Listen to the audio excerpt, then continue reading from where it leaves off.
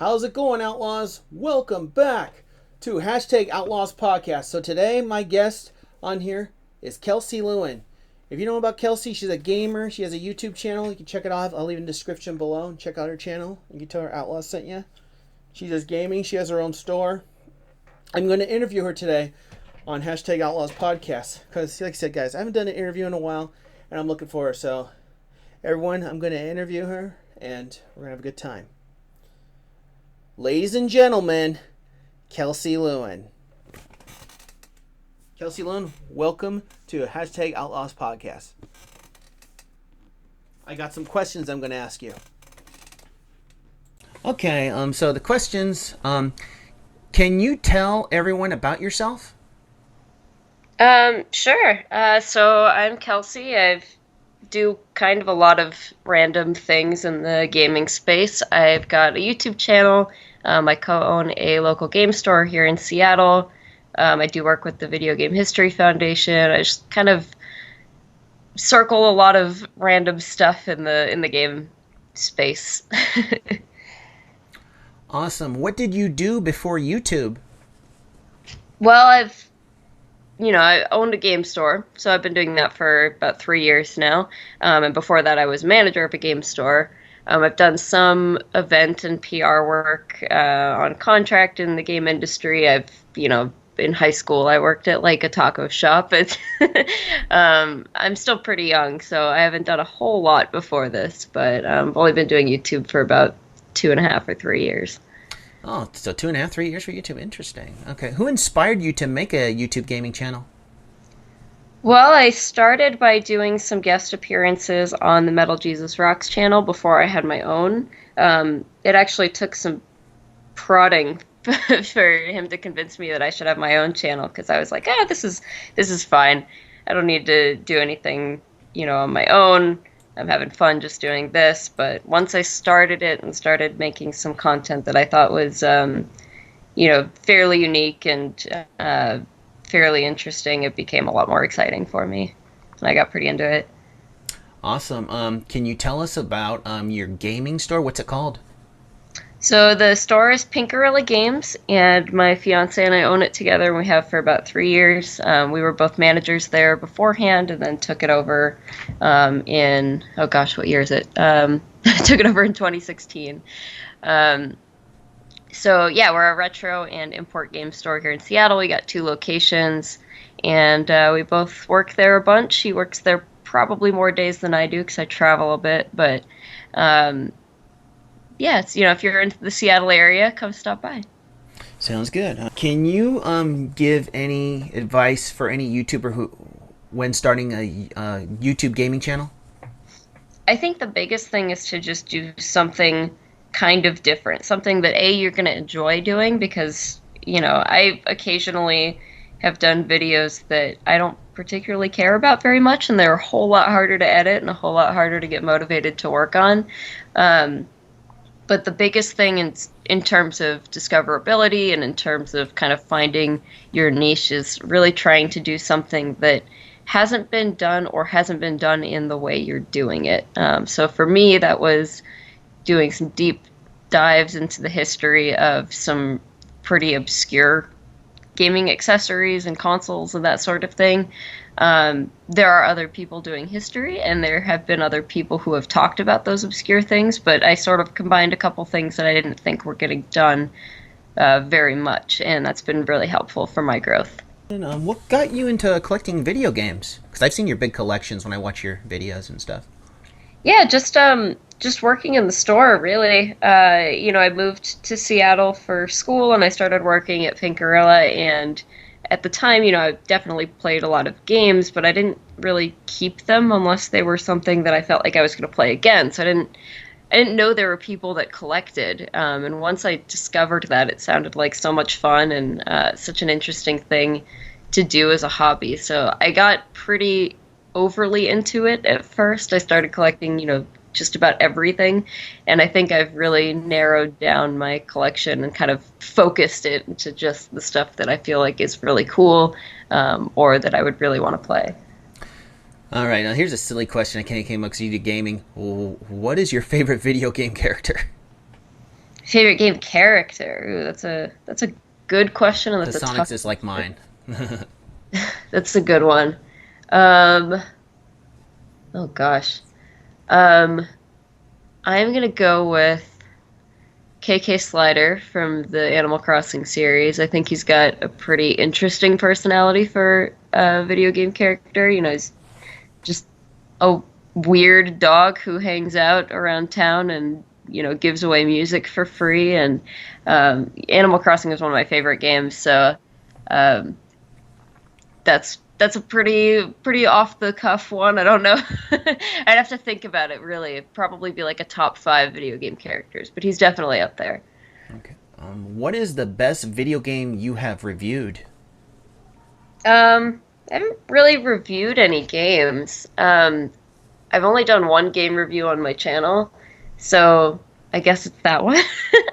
um, that would be Pokemon Sun and Moon, which I did really enjoy. It's definitely not the best game of all time, but that's basically the only review I've done. And what are some games out there that you've talked about that you didn't like, or people don't like in this world, just like for a worse? I don't know that I've really talked about that a ton.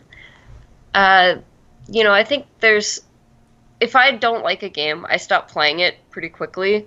So there's usually not a game where I'm like, I hate this and I'm gonna finish it anyway.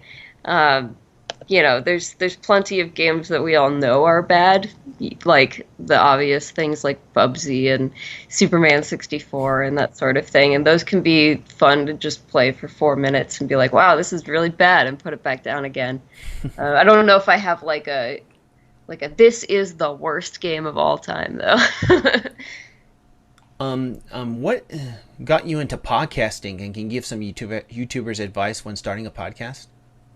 So, my podcast I haven't been doing for a little while, but I did have a running podcast for a while with my fiance called Game Blitz, and I think pretty much every podcast starts this way. We were like, we talk about games all the time. We should just turn a microphone on. And I think what I really credit Cody, my fiance, with making it sort of an interesting podcast rather than just two people talking about gaming. Because we tried to have a structure and things we did every week. And I think having that sort of structure is really helpful for retaining an audience and, just having a couple little gimmicks. So I've listened to plenty of podcasts where they do something like that, where it's like, okay, now we've got this section of the show, just like a talk show, right? Now this section of the show is going to happen and we're going to talk about, a real simple one is like what we're playing this week. But I've also seen like, okay, we're doing a game show thing now where it's like guess the game character with 20 questions or something like that. And those kind of things can be fun. Definitely making sure you have a personality and not just agreeing with the other person all the time. We've gotten in some like pretty big arguments on the podcast, and I think that makes it interesting. Can you give any of my gaming friends, such as James, any trying advice if he wants to grow on his channel? He also does parodies and Let's Plays. Kind of like Angry Video Game Nerd in a way, kind of, but he does different games than Angry Video Game Nerd. A lot different. Sure. I think, yeah, definitely just trying to differentiate yourself and carving out like a really niche thing for yourself is useful. Whether that's like, you could do the angry video game thing, but maybe there's something different about you. Maybe there's a different way you talk. Maybe you've got like a silly costume. Certainly if you do the straight video game nerd thing, it's gonna come across like you're just being the angry video game nerd, right? So, Yeah. Got to find some ways to kind of put a twist on that to make it a little interesting, and maybe catch the people who are like, well, I kind of like AVGN, but I wish he didn't curse so much, or I wish that he talked a little bit more about this. And if you can sort of capture like what you think that might be missing, that would be a really good a good way to sort of put your own stakes in the ground, right? Like, and be sort of your own channel that people don't necessarily associate with others. And James, yeah, he's a lot different because he does different games. Like you say, he doesn't do the NES retro games like Atari. It's just different games, and he kind of has a Boston accent. Sure, that works. All right. What equipment do you use for your podcast or filming? So I just upgraded my camera not that long ago. So I use a Rebel. Oh, hold on, it's next to me. What is this? A Rebel T6i. It's a Canon camera. It's very nice without being like, one of those $2,000 cameras with a telephoto lens and all of that. I want to say like a $600 camera. So it's pretty nice, but didn't totally drain my bank account. My the microphone that I use, I don't have it set up right now, unfortunately, but when I'm recording video, I usually use my H6N Zoom. It's actually a microphone that like journalists typically use when they're doing recordings in live places and stuff, but I found that the microphone quality is really good, and it's got like a lav mic, so I can clip it to myself and get a little bit better audio that way, because I was using microphones that were technically good, like other people use them and they sound good, but for whatever reason I just could not get them to sound good for me. So I think having the microphone like right by my face like that has been pretty helpful. Okay. And what? Okay, I got three more questions, and then you can take care of what you got to do. Is all right left to ask? Yeah, that's fine. Okay. What is a good SEO you would recommend to use when it comes for like looking into keywords, like for YouTube or social media, for instance?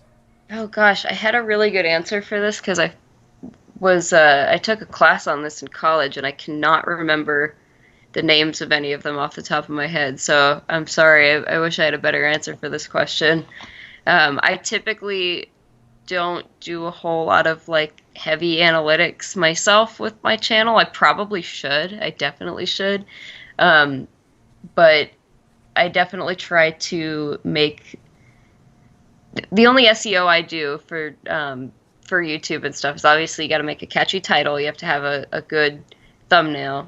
You got to make sure it's like family friendly ish, because YouTube promotes stuff better if you do. And then for the tags, I typically just make sure I'm hitting a lot of things that are somewhat related or maybe more broad or very specific things that only my video talks about. So if someone happens to be searching for, the WonderSwan handy sonar, like there's probably not that many videos about it. So I'll make sure that so I'm just speaking of like my game room tour that I did recently. So I talked about that in my game room tour. It's not the focus of the video, but that's a very specific thing that I don't think there's a whole lot of hits for if someone were to search for that. So that's sort of my strategy. Oh, okay. What other gaming channels do you have, and do you by any chance use Twitch? Just curious. I used to do some streaming on Twitch. I'm taking a break right now. I probably will be back at some point. I think that when the next Animal Crossing comes out, my plan is to stream again. I didn't, I never really had a ton of growth on Twitch. Pretty much everyone who watched just came from my YouTube channel, and it's very different than the content I normally do.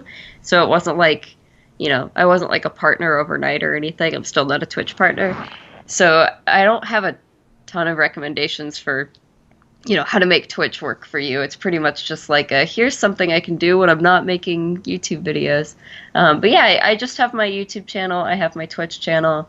And then I, have occasionally done cameos on a couple other channels, mostly the Metal Jesus Rocks channel, but I've done a couple little here and there things as well.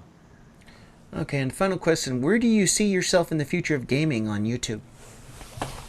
Well, I think, I like the niche that I've carved out for myself a lot. I really enjoy doing research and talking about game history and stuff, and I hope that people continue to enjoy that. I'm honestly shocked that I've made it this far just talking about that, because I don't think that that's I didn't think there were so many people interested in that sort of thing. Of course, there's people like Norm, the gaming historian, who do a wonderful job with that as well. But I was just really surprised to see so many people who are willing to watch a 15-minute video and learn a whole lot about something that maybe they'd never heard of before. So I think in the future, it's really just growing that and finding better ways to engage with more people and make gaming game history interesting to them. All right. Well, that was Kelsey. It's Kelsey Lewin, right? Yep, that's right. That was Kelsey Lewin, ladies and gentlemen. Outlaws. She's a YouTuber. She has gaming. She has 110,000 subscribers. You should check out her channel sometime. She has great gaming videos. And if you're ever in Seattle, head to the Pink Gorilla sometime. Thank you for being a guest on my show on Outlaws Yeah, Podcast. of course. Thank you.